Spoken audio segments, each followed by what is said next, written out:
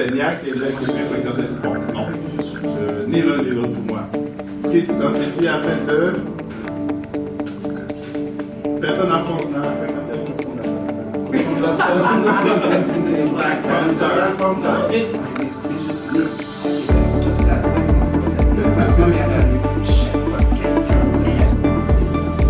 Newton. Ah ok, je pense que c'est Newton.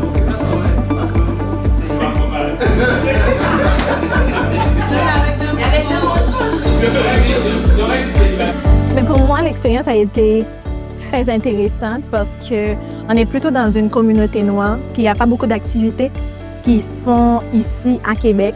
Donc, je trouvais ça vraiment intéressant de savoir que le racisme, il se fait subtilement, il est très présent dans tous les milieux organisationnels, partout.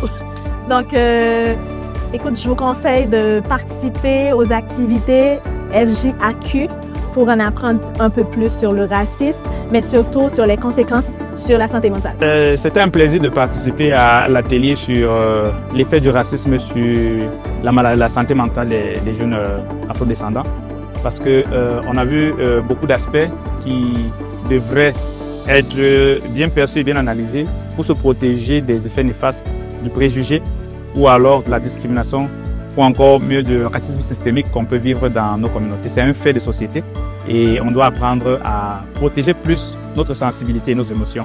Et je pense que durant tout l'atelier, ça a été bien dit et ça a permis à beaucoup de personnes de pouvoir profiter de l'expérience des professionnels qui faisaient partie du panel. Donc pour moi, je pars étant satisfait parce qu'on voit que de plus en plus, au sein de nos communautés, il y a des acteurs sociaux qui prennent sur eux la responsabilité de mieux sensibiliser nos jeunes. Et ça, c'est une bonne approche pour être capable de sécuriser la santé mentale des jeunes. Donc, I'm really glad I had the opportunity to come and attend this atelier today. It was beautiful to be amongst other Black people sharing our experiences.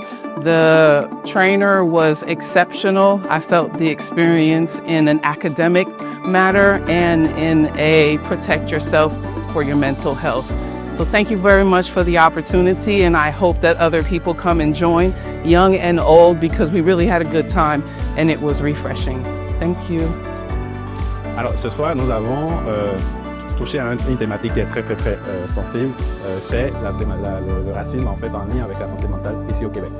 Et une des choses essentielles que nous avons décidé de regarder en premier lieu, c'est d'abord tout le contexte qui tourne autour du mot racisme pour être sûr qu'on comprend correctement les tenants et aboutissants de cette thématique-là. Et ensuite, on a regardé c'est quoi les impacts psychologiques que le racisme avait sur nous autres issus des communautés racisées.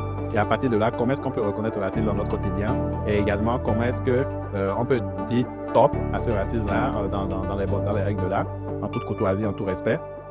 Et aussi pour finir, c'est quoi les ressources qu'il y a à notre disposition quand on subit des actes ou des propos racistes, c'est quoi les ressources vers lesquelles on peut se tourner.